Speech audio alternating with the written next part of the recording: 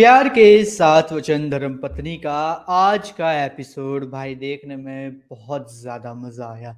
क्योंकि भाई जितनी कहानी एक्सपेक्ट की थी उससे तो बहुत ज़्यादा पेस पर चली और इसी के साथ-साथ हमें काफ़ी ऐसी चीज़ें भी देखने को मिली जिसको हम लोग एक्सपेक्ट कर ही नहीं सकते थे। फॉर एग्ज़ाम्पल कि हमें ये देखने को मिला कि भाई जिस बंदे की गाड़ी थी जिसने रेंट पे दी थी, उस बंदे को भी पुलिस ने बुलाया।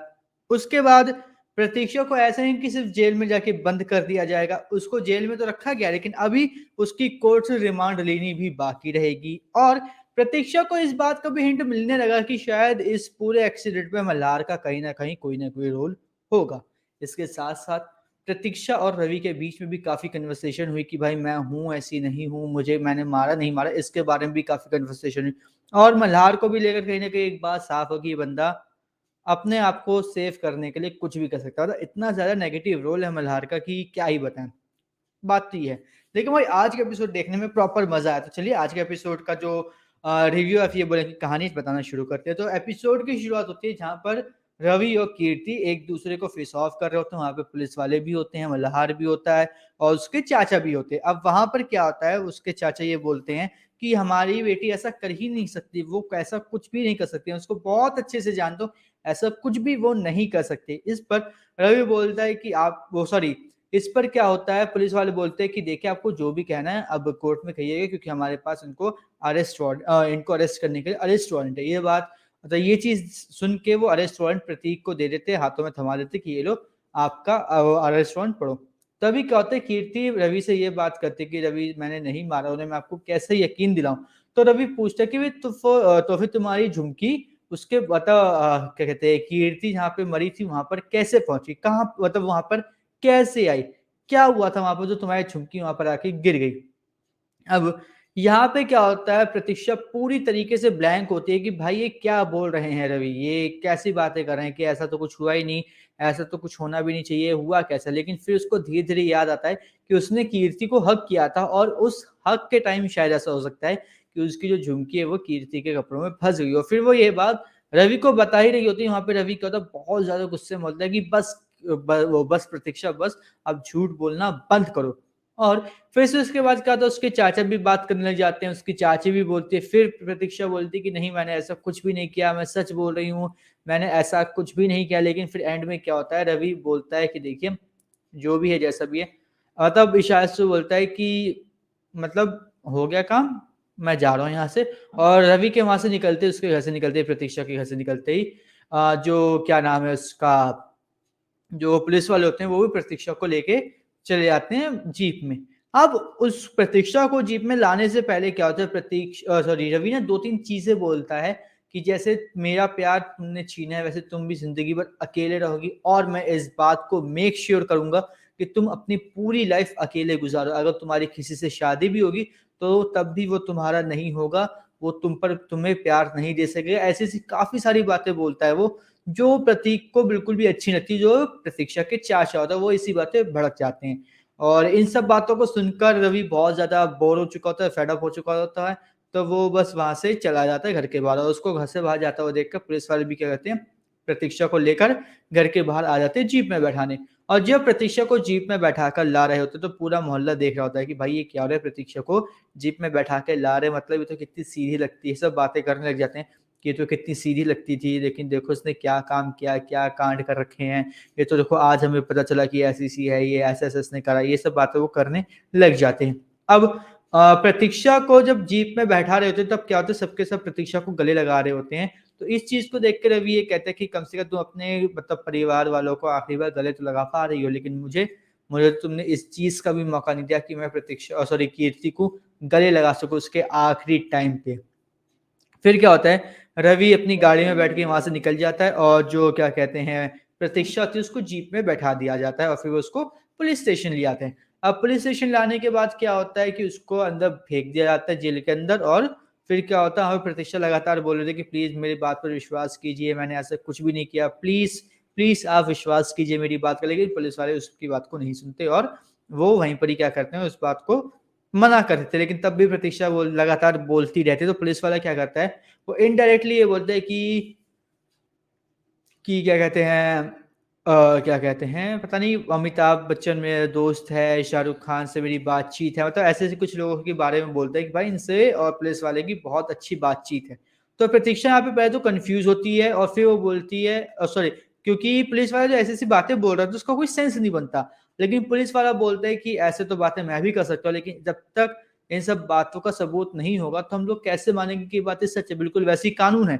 अगर आपके पास कोई एविडेंस है, कोई ऐसी चीज़ है जिससे आप अपनी बेगुनाही वो साबित कर सकती हैं, तो आप वो दीजिए और आप यहाँ से चले जाइए, सिंपल सी बात। लेकिन यहाँ पे प्रतीक्षा फिर से शांत हो जाती है, वो बोलती है कि मेरे पास कुछ भी नहीं है ऐसा, लेकिन प्लीज़ मेरी बात का विश्वास कीजिए, मैंने ऐसा कुछ भी नहीं किया है। तभी यहाँ पर क्या होता है, एक हवलदार आता है और वो बोलता है कि वो जिनकी गाड़ी ज़ब्त की थी ना, तो वो गाड़ी छुड़वाने आए थे, चालान के लिए आए हैं, ठीक है? आके आप उनसे मिल लीजिए।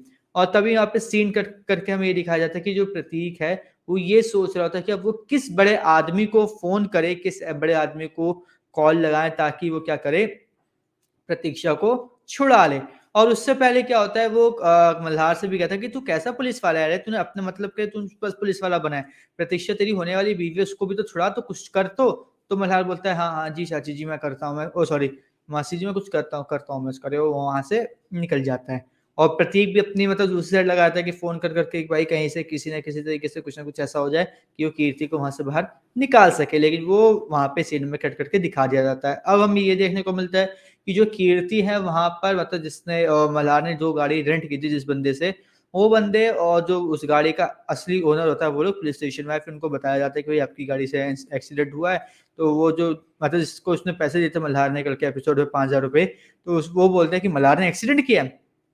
तो ये सुनकर एक बार को पुलिस वाले भी थोड़ा-सा शॉक में होते हैं और क्या कहते हैं कीर्ति भी सॉरी प्रतीक्षा भी थोड़ी शॉक में होती है कि इन्होंने आखिर मल्हार का नाम क्यों लिया?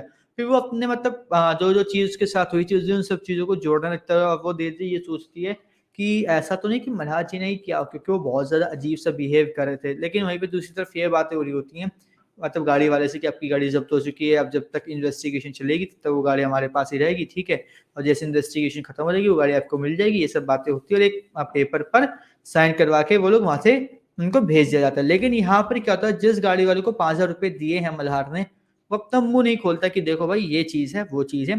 तो वो जाके बोलता है कि मल्हार ने ऐसा किया है, क्योंकि मल्हार ने सीधा बोला था कि मैं उल्टे-सीधे केस मतलब लगा के तुझ पे तेरा काम बंद करवा दूँगा, तेरी गाड़ी सीज़ करवा दूँगा।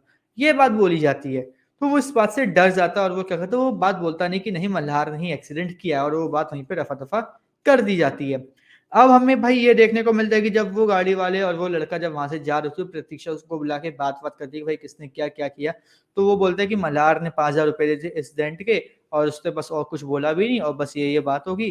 तो वो सोची मल्हार जी ने ऐसा कुछ किया होगा और फिर वो दिमाग में सारी चीज़ें वो दोहराने लग जाती है, जो-जो उस दिन वहाँ ड्रिंक करने के बाद वो साइड वाली सीट पे नहीं, पीछे वाली सीट पे बैठा था, उसको पता नहीं था।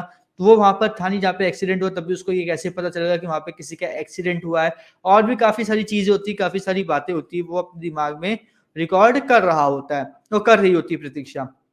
लेकिन वहाँ पर जब वो मतलब हमें दिखाया जाता है कि वहाँ का जो जेल का सीन सॉरी पुलिस चौकी का सीन था, तो वहाँ पे वो दोनों बोलते हैं कि देखिए आपका जो भी है हमें नहीं पता, हमें नहीं मतलब उससे क्योंकि हमारी गाड़ी तो गई, हमारा तो बहुत बड़ा नुकसान होगा, अब तुम जानो तुम्हारा काम जाने वहाँ पे हाथ जोड़ के वहाँ से चले जाते हैं।